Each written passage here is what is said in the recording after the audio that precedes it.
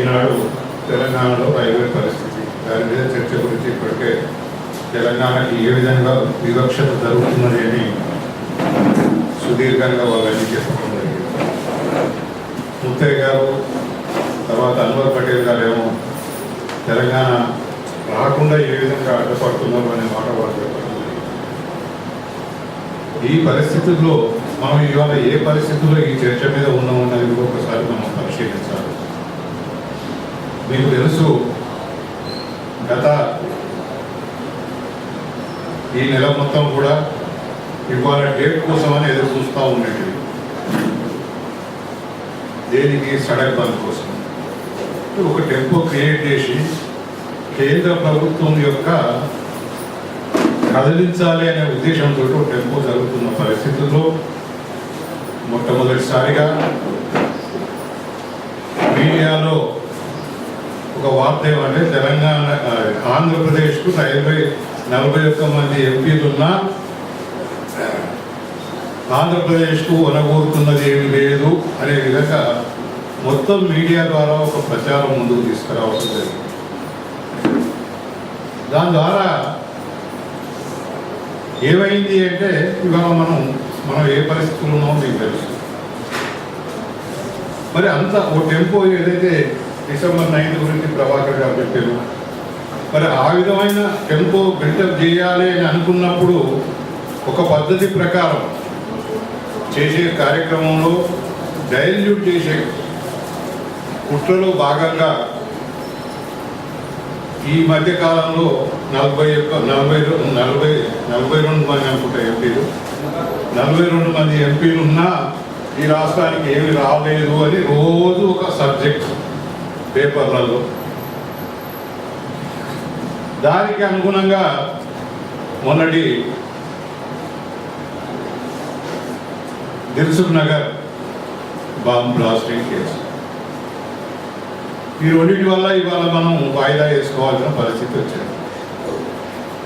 వాళ్ళ మీద మనకు సానుభూతి లేదని కాదు, కానీ ఇవాళ ఆ బాంబు బ్లాస్టింగ్ కూడా ఏదో ఎవరో జైల్లో ఉన్న వాళ్ళు లేకపోతే ఇంకెవరో చేసిందని అంటున్నారు. కానీ నా అభిప్రాయం అయితే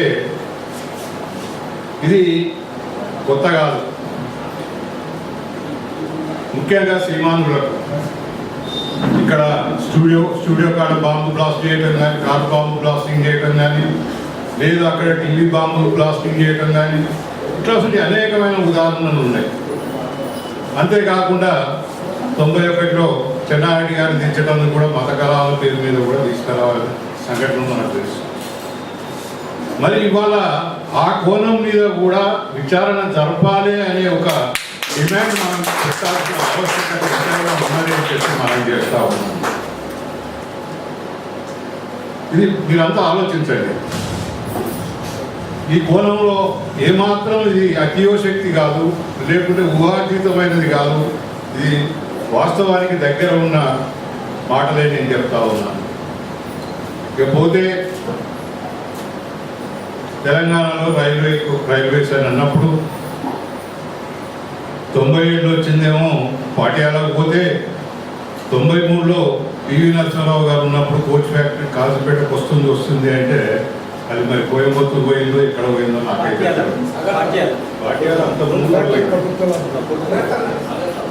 పోతే గత సంవత్సరమే మునియప్ప అనుకుంటా రైల్వే మంత్రి హైదరాబాద్కు వచ్చినప్పుడు మేము వ్యాగన్స్ రిపేర్ ఫ్యాక్టరీ